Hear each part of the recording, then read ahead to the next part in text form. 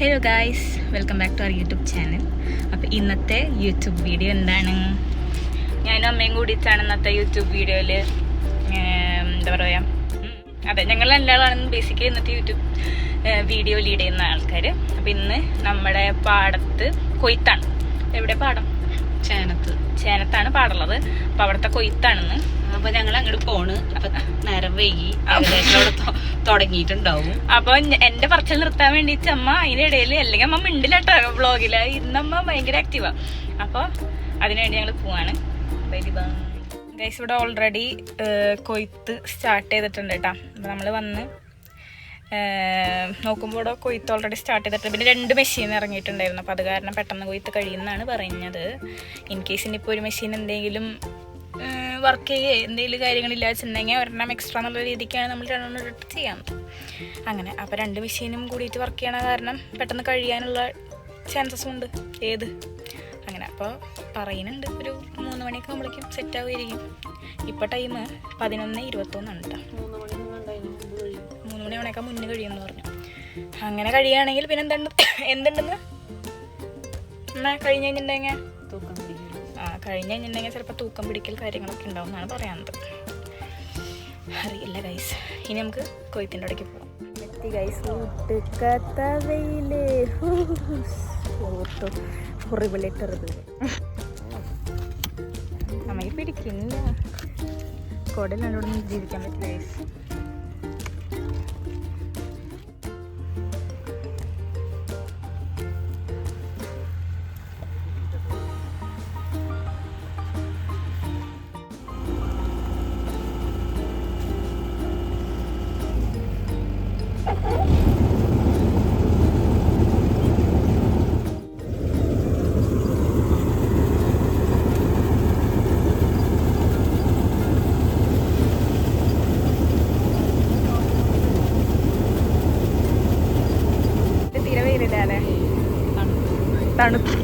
തണുപ്പ് സൂര്യന്റെ തീക്ഷ്ണത കഠോരമാകുന്നു. അയ്യോ, സഹിക്കില്ല ഗൈസ്. അമ്മാതിരി വെയിലാണ്. അമ്മേനൊക്കെ നോക്കൂ, അമ്മേനൊന്ന് കാണാനില്ലുണ്ടായി.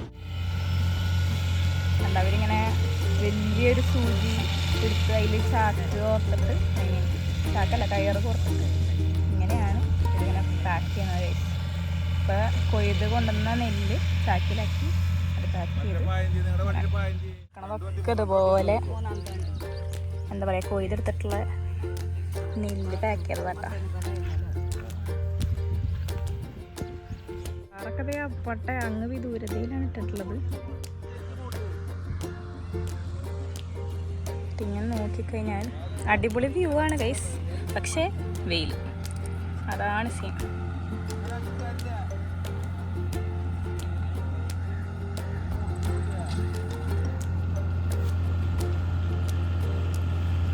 അടുത്ത വണ്ടി വരുന്നു. ഇനിയിപ്പോൾ നേരത്തെ പോലെ തന്നെ ഈ വണ്ടിയിൽ വരും. പോയത് കൊണ്ടുവന്ന നെല്ല് ഇനി വീണ്ടും ചാക്കിലാക്കി ഈ പ്രോസസ്സ് ഇങ്ങനെ കണ്ടിന്യൂ ചെയ്യും. ഇത് വീണ്ടും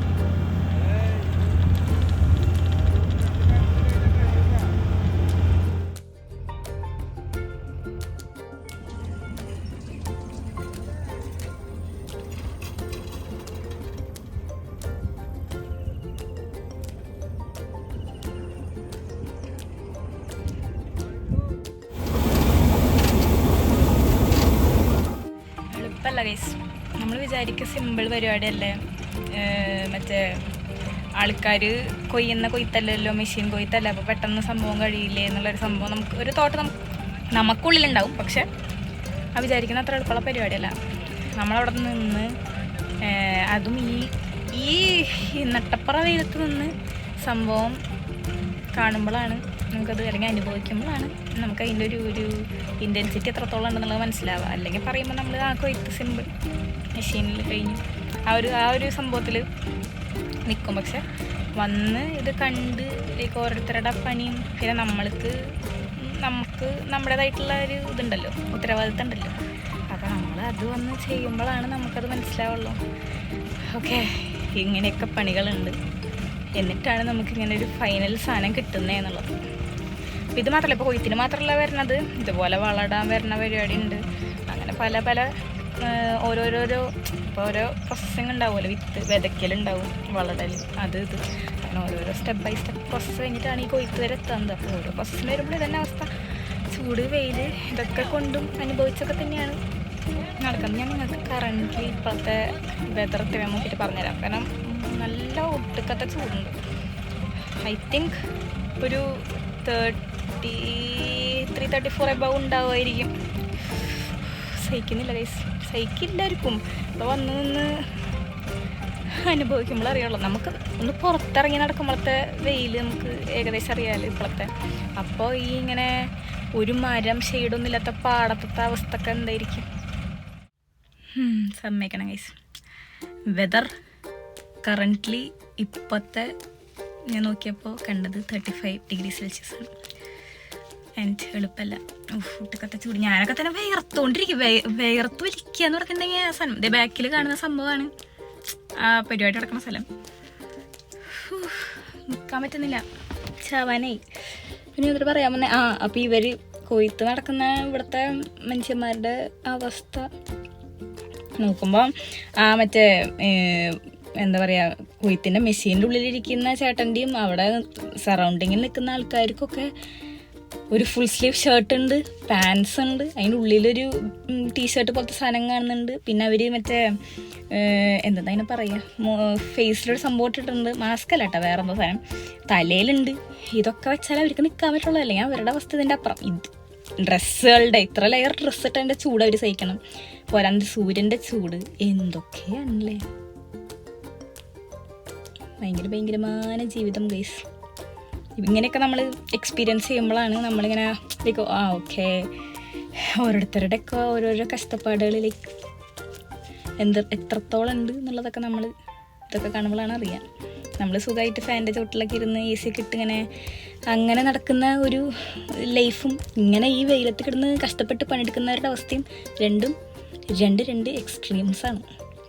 അതൊക്കെ നമ്മൾ ഇങ്ങനത്തെ സാഹചര്യങ്ങളിൽ മനസ്സിലാക്കും. ഇതൊക്കെ നോക്ക്, ഒലിക്കാന്ന് വെച്ചിട്ടുണ്ടെങ്കിൽ അതാണ് അവസ്ഥ. ഞാൻ കുറച്ച് നേരം മേസിട്ടിരുന്നാലോ എന്നൊക്കെ ആലോചിച്ചു. പക്ഷെ നാട്ടൊക്കെയല്ല കേസ് മുതലാവില്ല. അങ്ങനെയാണെങ്കിൽ വിചാരിക്കൽ മാത്രമേ ഉള്ളൂ, ഒന്നുമേ നടക്കാൻ പോകുന്നില്ല. കുറച്ച് നേരം കഴിയുമ്പോൾ ഇനി വീണ്ടും ഇറങ്ങി പോകണം. കാരണം അമ്മയുടെ അവസ്ഥ ആലോചിക്കാം. അമ്മ അവിടെ തന്നെ ഉണ്ട്. അല്ലെങ്കിൽ അപ്പം അമ്മേനെ എടുത്തേണ്ട ഒരാൾക്ക് ഒരു 5 മിനിറ്റ് കഴിയുമ്പോൾ. കാരണം ആർക്കാണെങ്കിലും അവിടെ നിന്ന് കഴിഞ്ഞിട്ടുണ്ടെങ്കിൽ തല ഇറങ്ങി വീഴാനുള്ള ചാൻസ് ഞാൻ കാണുന്നുണ്ട്. ഈ പണി ചെയ്യുന്ന ആൾക്കാർ തന്നെ സംടൈംസ് ഇതിനുള്ള അവസ്ഥ ഞാൻ കാണുന്നു. കാരണം അത്രയ്ക്കും ചൂടാണ്.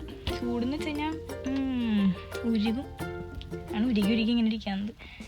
പിന്നെ വണ്ടിയിൽ ഫുൾ സെറ്റപ്പാണ്. ഞങ്ങൾ ഒരു 4-5 കുപ്പി വെള്ളമൊക്കെ എടുത്ത് കൊണ്ടുവന്നിട്ടുണ്ട്. ഇനിയിതിങ്ങനെ കാരണം അത്രയ്ക്ക് ഒലിച്ച് പോകുന്നുണ്ട്. അപ്പോൾ അതിനനുസരിച്ച് തിരിച്ച് കയറ്റണമല്ലോ. കണ്ട ഇത് ഫുള്ള് വെള്ളമാണ് ഗൈസ്. അയ്യോ, വെള്ളമൊക്കെ കാണുമ്പില്ലേ നമുക്ക് മറ്റേ ഈ എന്തൊക്കെയോ വലിയ സംഭവങ്ങൾ കാണുന്നതിൻ്റെ ആക്രാന്തമൊക്കെ തോന്നുന്നു. ഞാനിങ്ങനെ വെയിലൊന്നും ഒതുങ്ങിയിട്ടുണ്ട് ഗൈസ് എന്ന് പറഞ്ഞിട്ട് കാണിക്കാൻ വേണ്ടി പോയിരുന്നപ്പോഴേക്കും വന്നു ഞാൻ ഡോർ തുറന്നിട്ടിരുന്നു. കുറച്ച് നേരം ഞാൻ ഡോർ അടച്ചിട്ടുണ്ടായിരുന്നു. നേരത്തെ വർത്താനം പറഞ്ഞിരുന്നേ. അപ്പോൾ ഭയങ്കര ചൂട്. കുറച്ച് ദിവസം ഗ്ലാസ് അടിക്കാക്കിയിട്ടുണ്ട് കേട്ടോ. പക്ഷെ എന്നാലും ഒരു ഇതില്ല, ഫുള്ളായിട്ട് ഗ്ലാസ് തുറന്നിട്ടിരിക്കാനും പറ്റില്ല. അപ്പം അങ്ങനെ പിന്നെ ഞാനൊന്ന് ജസ്റ്റ് വാതിൽ ഞാൻ പറഞ്ഞില്ലേ നേരത്തെ ഒന്ന് ഡിമ്മായി. അപ്പം ഞാൻ വിചാരിച്ചു ഓക്കെ ഇനി കുറച്ച് നേരം തുറന്നിട്ടിരിക്കാം. അങ്ങനെ തുറന്നപ്പോഴേക്കും വെയിൽ വന്നു വീണ്ടും. വിഷമൊന്നുമില്ല എനിക്ക്. എൻ്റെ അമ്മ നടന്ന് വരുന്നുണ്ട്. എങ്ങനെയുണ്ടടാ, ചൂടൊന്നുമില്ല അല്ലേ? അത് അടക്കി എന്നിട്ട് കയറ്,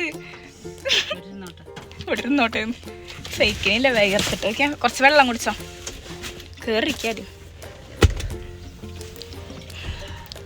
അടക്കി വണ്ടി അടക്കരുത്. അമ്മയ്ക്ക് പിന്നെ കോള് വന്നു. അച്ഛനായിരിക്കും, മോസ്റ്റ് പ്രോബബ്ലി അച്ഛനായിരിക്കും. അച്ഛനാവണല്ലോ. ഹലോ, എന്തമ്മ? മാളു വരുന്നു ഗായ്സ്. അയ്യോ തുടങ്ങിയാലമ്മേ, വയ്യാണ്ടായി അമ്മേ. കൊയ്ത്ത് കഴിഞ്ഞ് വന്നു. എന്തായി, എന്താണ് അവസ്ഥകൾ? ഒന്നുമില്ല വെച്ചാൽ നെല്ല് അധികം ഇല്ല, കുറച്ച് കുറവ്. അങ്ങനെ കൊയ്ത്തൊക്കെ കഴിഞ്ഞു. ഇനി വണ്ടി കയറി എനിക്ക് വിശക്കുണ്ട്. പാടത്തിരുന്ന് ഭക്ഷണം കഴിക്കണം എന്നൊക്കെയുള്ള അതിയായ ആഗ്രഹപ്രകാരം ഞാൻ അമ്മേനെ കൊണ്ട് വീട്ടിൽ നിന്ന് അങ്ങനെയൊക്കെ ചെയ്യിപ്പിച്ചിട്ടാണ് വന്നത്. പക്ഷേ അതെടുക്കുമ്പോൾ കാണിക്കാൻ പറയാൻ പാടില്ല. എന്നിട്ട് പാടത്തിരുന്ന് കഴിക്കാന്നുവെച്ചിട്ടുണ്ടെങ്കിൽ ഉണ്ണണ ചോറ് ഫ്രൈഡ് റൈസ് പരിവാകും ഗൈസ്. പിന്നെ ഞങ്ങളാണെങ്കിൽ കരിമണ്ടികളും.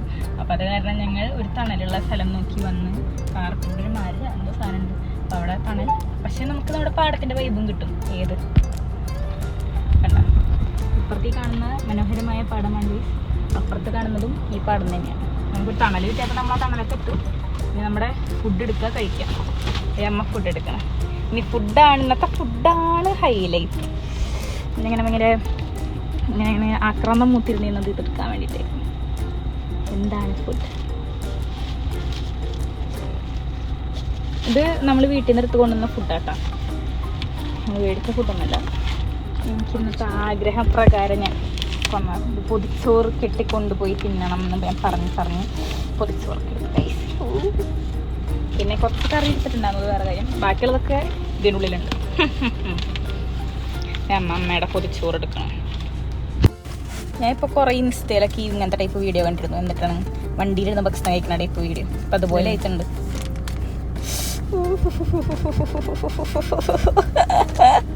ആനന്ദാശ്രമൊക്കെ വരുന്നുണ്ട് ഗൈസ്. സ്റ്റിയറിംഗ് ഒന്നും ആവില്ല. നോക്ക് എന്തൊക്കെയുണ്ടെന്ന് നോക്ക്. മുട്ടപ്പം, അച്ചാറ്, ചമ്മന്തി ഉണ്ട് കൈസ് ഇതിൻ്റെ ഉള്ളിൽ. ഓ ചമ്മന്തി, എല്ലാവർക്കും വിശന്ന് തുടങ്ങി. അമ്മയ്ക്ക് തന്നെ ഫുഡ് പാവം കഴിച്ചു തുടങ്ങി. അത് കുറച്ച് കഴിഞ്ഞിട്ട് എടുത്താൽ മതി. അപ്പം ഞാൻ കഴിക്കാൻ പോണു കൈസ്.